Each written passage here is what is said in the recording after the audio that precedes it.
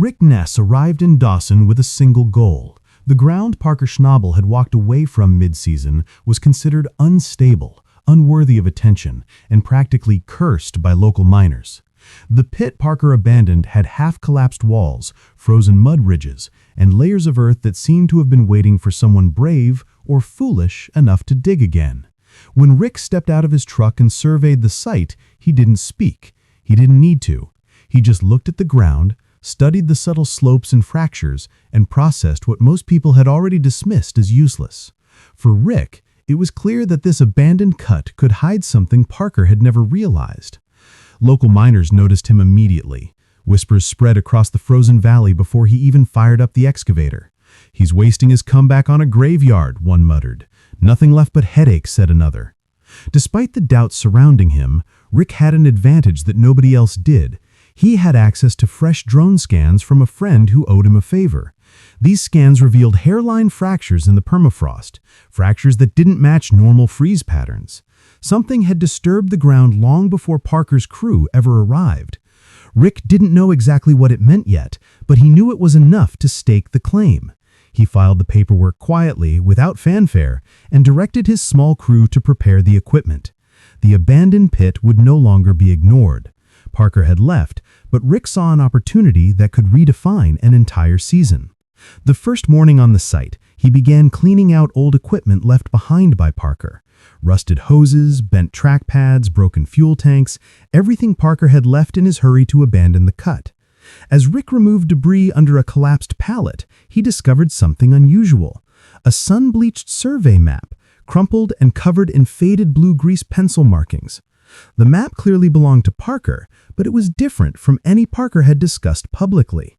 A hand-drawn circle marked "Test Later," pointing toward a narrow channel far to the east, a location Parker had never drilled or mentioned.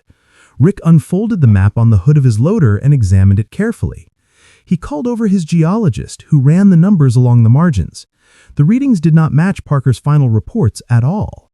Parker's data had declared the ground beyond a certain point dead, flat, and unworthy of further work. But this map suggested a second pay streak, a rich vein of gold deeper than Parker had ever reached. Rick considered the possibility that Parker's scanners could have glitched, or his crew might have misread the signals. It was rare, but not impossible. If that was the case, the richest, untouched gold channel on the entire claim could be lying just beneath the frozen surface, waiting to be discovered. Rick kept his thoughts to himself. He folded the map, sealed it in a plastic sleeve, and directed his small crew to prepare the equipment. The first test pit was small, just enough to verify the map's predictions. When the bucket scooped frozen dirt and dumped it into the shaker, Rick leaned in, watching closely. The first wash revealed something extraordinary. Instead of the fine drift gold Parker had been mining all season, the mats caught coarse, heavy gold. This type of gold forms deep beneath ancient slides, hidden under decades of overburden. The geologist ran the numbers multiple times, triple-checking the initial readings. The results were undeniable. This was not a leftover pocket or minor find. Something significant lay beneath the frozen layers. As the team dug deeper, the ground revealed even more. About 15 feet down, the excavator bucket struck a solid object. It was smooth, straight-edged, and unmistakably man-made. The operator called Rick immediately. Expecting hardpan, Rick froze as he saw ancient timber. Cribbing, buried in the ice. These were the types of supports Yukon miners used nearly a century ago to build drift tunnels under frozen ground. The beams were worn, half swallowed by permafrost, but unmistakably constructed. Someone had dug here long before Parker ever arrived, leaving a collapsed drift shaft beneath the pit. Rick understood what he was seeing. Miners decades ago had been close to discovering the same channel he now stood above, but had stopped short for reasons lost to time. Without hesitation, Rick decided to enter the drift himself. The geologist warned against it, citing safety concerns, but Rick knew speed was critical. If word of the discovery got out, half the valley would descend on the claim. He ducked under the timber and stepped into the narrow tunnel, breathing in the metallic, stale air. The floor was littered with fragments of carbide lamps, rusted picks, and even a crushed tin mug. It was as if time had paused here decades ago. At the far end, a streak of black, packed gravel cut a clean diagonal through the wall. Dense, heavy, untouched. Rick scraped a sample into a pan, carried it outside, and washed it carefully. The gold shimmered, dark and rich, even without water. This was the channel Parker had missed. Back on the surface, the crew immediately ran geoscans along the old drift line. The black sand vein extended beneath Parker's old cut, following a path that had been invisible to previous scanners. The channel widened as it dipped southeast beneath a ridge, the type of widening that indicated multi-season potential. Rick realized that untouched gravels could fund years of mining, and the historical significance added another layer to the discovery. The ancient channel had been waiting for the right miner to rediscover it. Rick climbed to the ridge at sunrise, staring at the scanner outputs. Parker had dug within mere meters of this channel without ever knowing it existed. One misread scanner, one mislabeled core sample, one abandoned drift shaft. These small mistakes had blinded Parker to the richest parts of his claim. Now Rick had the advantage. He had discovered the channel, verified its richness, and knew its potential. As the crew widened the drift access and braced the walls, the ground itself seemed to respond. The first collapse revealed a hollow chamber lined with reddish gravels. Untouched by modern mining, preserved beneath permafrost, the chamber contained heavy, dense gold nuggets. Rick called for buckets to be lowered, and when the first scoop was lifted, the crew froze. The gravels clinked heavy with gold, much larger than any Parker had recovered. Even without measurement, it was obvious this was a historically significant find. Samples from the chamber confirmed it. The gold was high-grade, layered, and dense. Black sands filled the center. Gaps between stones, nuggets were visible without washing, and every pan overflowed with gold. This was nugget country. Trap zones where flowing water deposited the heaviest gold over centuries. Rick's small crew worked carefully, realizing the scale of what they had uncovered.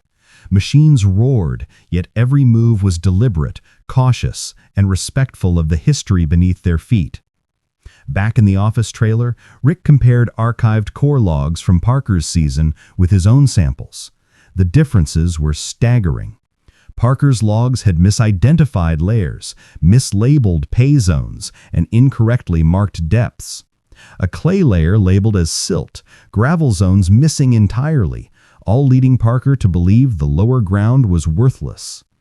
Rick's corrected tests revealed readings 40 times higher than Parker's, turning what had been considered a dead pit into one of the richest discoveries in modern Yukon history. It wasn't luck. It wasn't chance.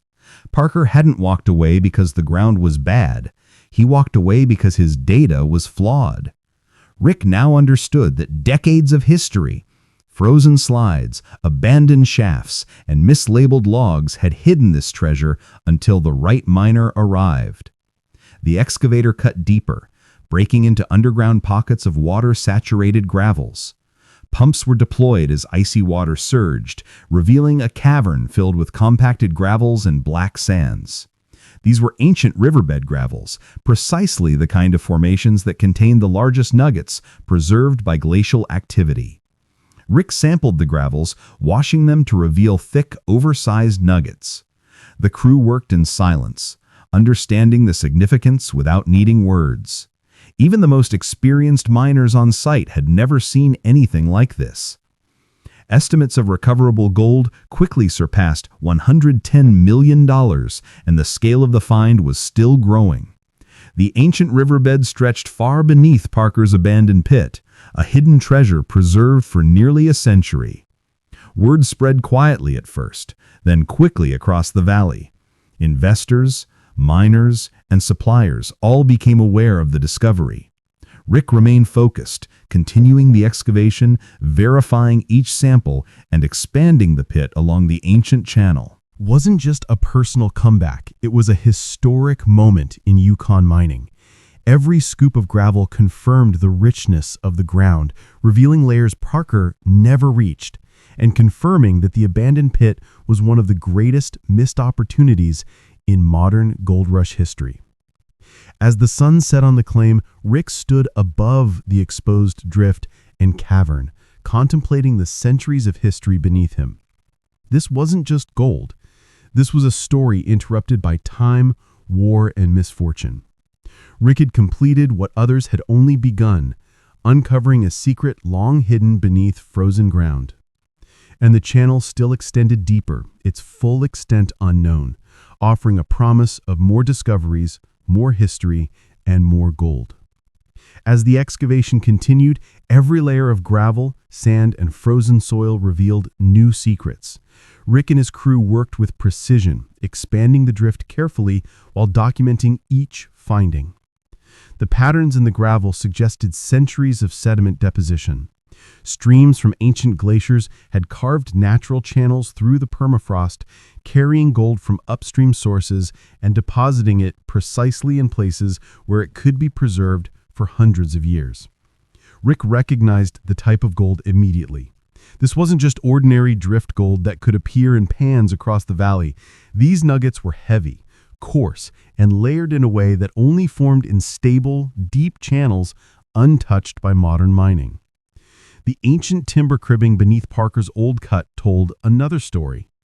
The miners who had built it had clearly detected gold below, but had been forced to abandon their work. War, lack of funding, early freezes, or dangerous ground may have ended their operation, but their efforts were far from wasted. The shafts and cribbing lines Rick uncovered perfectly aligned with the rich black sand channel he had discovered. Every scoop of gravel confirmed that this underground system had been preserved intact for decades, hidden from Parker and the rest of the modern crews. Rick's team worked methodically, expanding the drift and reinforcing the walls. As they dug deeper, the weight of history became tangible. Fragments of old equipment, rusted picks, and faded mining logs littered the tunnel floor. Each item was a message from miners who had tried and failed to reach this treasure generations ago. Rick treated every artifact with respect, understanding that he was connecting with people who had shared the same goal he did, uncovering the riches hidden beneath. Yukon.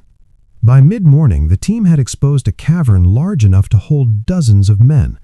Gravels in the chamber glistened under the work lights, each pan revealing a mix of coarse nuggets and smaller flecks of gold that confirmed the channel's incredible richness.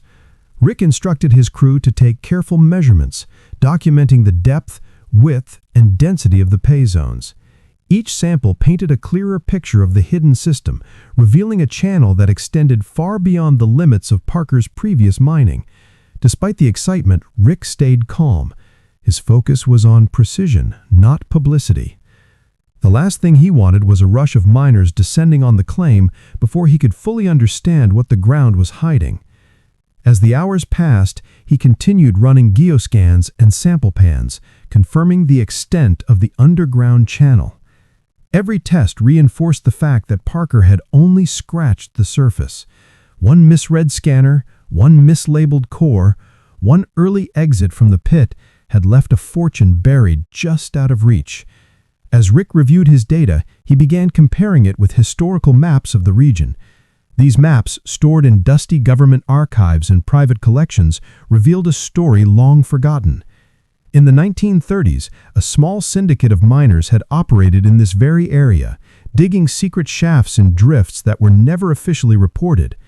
They had been chasing the same channel Rick had uncovered, but circumstances, war, financial hardship, and environmental hazards forced them to stop short. Their abandoned tunnels aligned almost perfectly with the patterns Rick's scanners were now picking up. It was as if he was following in their footsteps, finishing a journey that had begun nearly a century earlier. The richness of the gravels became even more apparent as the team dug deeper. Layers that Parker had considered barren now overflowed with gold, confirming that the ancient riverbed had been sealed under decades of permafrost and overburden. The type of gold found in the chamber was exactly what miners dream of: dense, chunky nuggets that could yield significant returns per pan. The sheer volume of gold stacked in each scoop indicated that this channel could support years of mining without requiring additional claims. Rick realized that what he had discovered was not just a seasonal jackpot, but a potentially legendary find that would define his career. Meanwhile, the story of Parker's missed opportunity began circulating. Lead a crew to make mistakes. Over-excavation, misreading layers, or losing crucial geological information. He instructed his team to expand the drift carefully, section by section, documenting every nugget recovered, every layer of gravel, and every new channel they uncovered. They were essentially peeling back history, layer by layer, revealing what had been hidden for decades. The process was meticulous, exhausting, and yet exhilarating. By the second week, the scale of the channel became unmistakable. The excavation revealed a series of subterranean chambers connected by narrow tunnels, each filled with dense gravels, black sand, and gold nuggets. The type of gold in these chambers was extraordinary. Coarse, water-worn, and pure enough to suggest it had been concentrated by glacial runoff rather than modern placer deposits. Rick knew immediately that the richness of this find could sustain mining operations for years without moving to a new claim. Meanwhile, Parker continued to watch quietly from the edge of the excavation. He did not interfere, but he observed every step of Rick's process. The young miner understood more than anyone else what had been missed in the past season. A simple misread of a scanner, mislabeled core, and premature abandonment had cost him the richest ground he had ever worked. Yet instead of bitterness, Parker was filled with awe. The discovery validated everything he believed about reading terrain, understanding sediment flow, and analyzing gold channels. But it also reminded him how fragile success could be when relying solely on technology and surface readings. Rick and his geologist began running in-depth tests on the samples recovered from the channel. Each pan of gravel revealed nuggets of various sizes, many of them substantial enough to be considered significant finds on their own. The black sand layers acted as a natural separator, holding tiny fragments alongside heavier pieces of gold in a way that ensured maximum recovery. The geologist compared the readings with Parker's original data and with historical records from the early 20th century syndicate. The results were astonishing. Not only was the channel untouched, but its quality and density surpassed anything recorded in the region's modern mining history. Excavation moved deeper into the southeast vector of the channel. The further the crew went, the more they recognized Uncovered ancient formations, compacted gravels, embedded black sands, and even fossils that hinted at the natural processes that had shaped this hidden riverbed centuries ago. It was a complete, preserved ecosystem of gold deposition, invisible to Parker's surface readings and overlooked by generations of miners before him. The excitement among the crew was palpable, but Rick remained focused, carefully balancing the rush of discovery with the methodical approach required to document and preserve the site. One day, as the crew dug a deeper section of the drift, the excavator struck a solid layer embedded in the frozen soil. Rick immediately recognized the sound as something significant. The layer wasn't rock, nor was it typical frozen gravel. It was compacted sediment, likely the roof of a hidden cavity or the ceiling of another chamber. Using heaters and careful excavation, the crew exposed a natural dome of permafrost that had sealed the richest pay zone from the surface for decades. Once cleared, the chamber revealed its treasures: gravels dense with gold, coarse nuggets embedded in compacted layers, and black sands signaling rich pay streaks that had been untouched for centuries. Rick instructed the crew to start cleaning and sorting the material carefully. Each pan overflowed with gold, far exceeding the normal yields for modern Yukon operations. It was becoming clear that the $110 million estimate was not just plausible, it could be conservative. During this time, Parker finally stepped closer to the excavation, studying the recovered nuggets, the black sand layers, and the exposed chambers. Rick handed him a pan filled with gold, and for the first time in the season, Parker had a moment to fully appreciate what he had walked away from. He weighed the nuggets in his hand, examining the size, density, and water-worn edges. It was a tangible lesson in patience, observation, and the limits of relying solely on technology. Even the best equipment cannot replace intuition, experience, and persistence. Naturally creating concentrated zones of gold that were preserved under layers of permafrost. Every scoop confirmed the theory. Parker had been inches away from this discovery, and the missed depth readings had prevented him from realizing the true potential of the claim. Meanwhile, the historical significance of the find became increasingly evident. Rick found more timber cribbing, old tools, and fragments of carbide lamps, remnants of miners from the 1930s syndicate. These miners had recognized the channel's potential, but had been forced to abandon their work. Their efforts, though incomplete, had inadvertently preserved the gold beneath a natural seal of frozen soil. Rick understood that he was essentially finishing a story that had started decades earlier, bridging the gap between past and present, and uncovering treasures hidden by both nature and human history. By the third week, the excavation had reached depths previously untested. Rick's scanners revealed a continuation of the black sand and nugget-rich gravels, extending nearly 200 meters along the southeast vector. Each run confirmed the channel's size, density, and richness. Estimates now suggested that the total recoverable gold could surpass the original $110 million projection, making this one of the most significant finds in modern Yukon mining history. The crew worked tirelessly, rotating shifts to ensure continuous excavation. Each day brought new discoveries, nuggets of unusual size, heavily compacted gravels, and sections of the ancient riverbed that had remained completely untouched. Rick meticulously documented every find, taking photos, core samples, and measurements to ensure that the geological data matched the physical evidence. This level of detail would not only protect the integrity of the find, but also serve as a historical record of one of the most extraordinary gold channels ever discovered. Parker, watching quietly, began to assist in interpreting the geological layers. His experience in reading terrain, understanding sediment flow, and analyzing gold deposits proved invaluable. He and Rick discussed the patterns, confirming that the channel's formation had been influenced by glacial meltwater, slope gradients, and sediment density.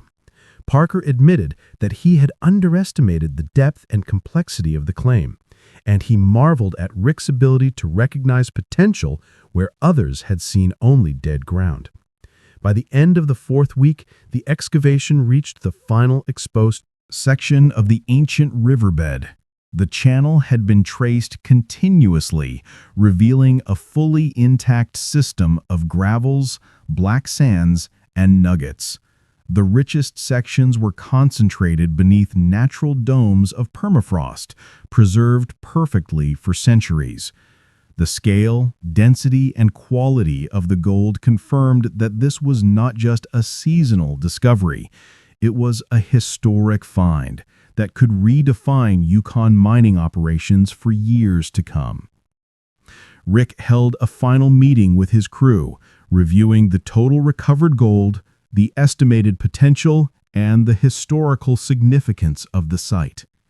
Each member understood that they had uncovered something extraordinary, a channel that had eluded miners for decades and had been preserved through a combination of natural and human factors. Parker joined the discussion, quietly absorbing the magnitude of the achievement and acknowledging the lessons learned. The discovery of this ancient channel was more than gold. It represented perseverance, observation, and the willingness to pursue a claim others had abandoned. It demonstrated the importance of combining modern technology with intuition, experience, and respect for historical evidence. Rick had completed a journey that spanned generations,